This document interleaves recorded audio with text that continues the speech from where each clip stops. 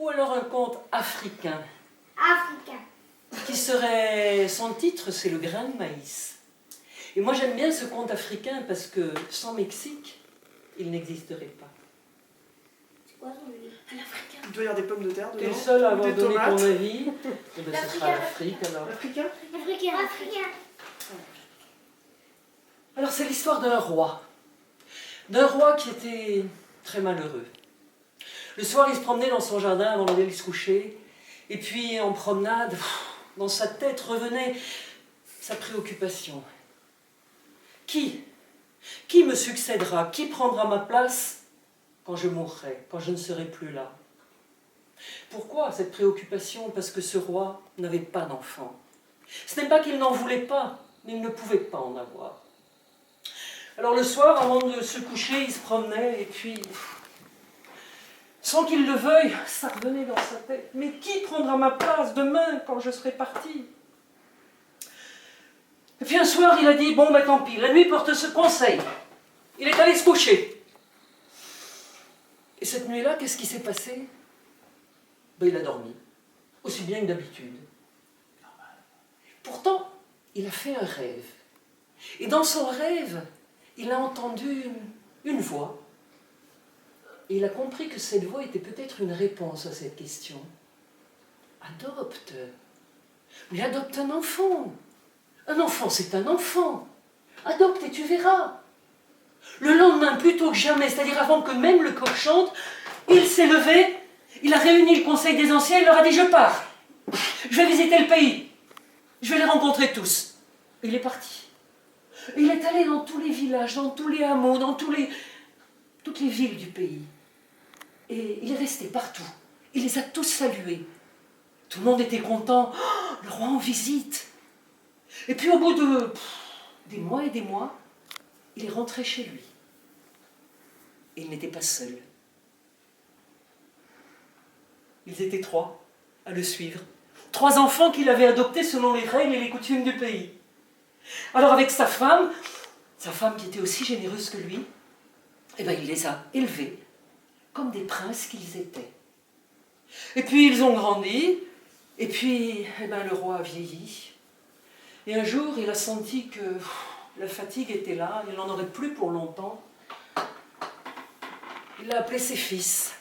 Il a à nouveau réuni le conseil des anciens, et il a parlé à ses fils. Les enfants, partez, chacun dans votre village d'origine, et semez ce grain de maïs que je vous donne à chacun. Celui qui reviendra avec la plus belle récolte sera mon héritier. Et les enfants sont partis, chacun chez soi, dans son village d'origine. Et chacun arrivé chez lui à semer cette graine que le roi, leur père, leur avait donnée. Mais la graine ne poussait pas.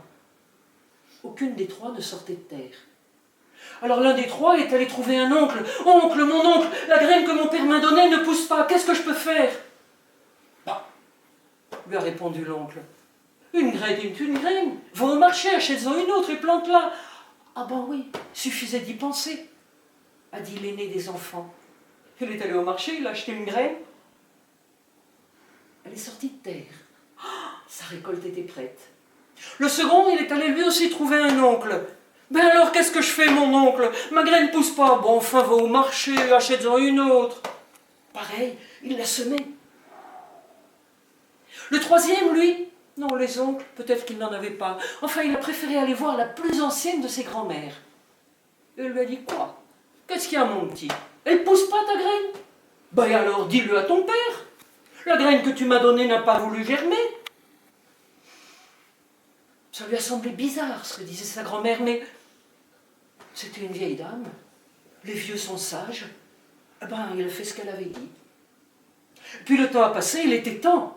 Au village du roi, on attendait le retour des enfants. On a à nouveau, dans la salle du conseil, réuni toute la population. Ils étaient anxieux, ils attendaient impatiemment de voir les récoltes des enfants du roi. Ils étaient assis tous. Le griot a raconté, enfin a rappelé pourquoi tout le monde était réuni. Et les enfants sont arrivés. Les aînés marchaient avec la récolte sur les épaules. Ils étaient fiers, ils étaient contents, ils approchaient du roi. au pied duquel ils ont déposé leur récolte. Le troisième, lui, c'est tout juste s'il regardait ses pieds. Il n'avait rien à offrir à son père. Il a fini par arriver. Je suis désolée.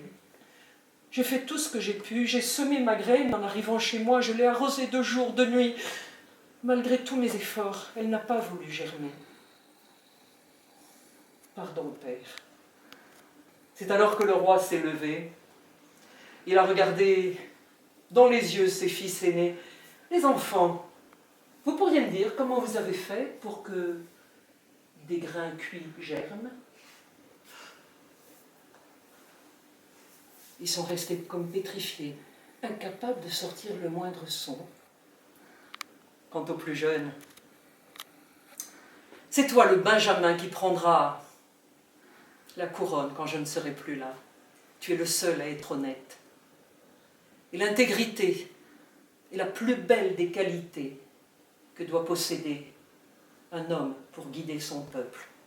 Béni sois-tu, mon enfant. Bravo.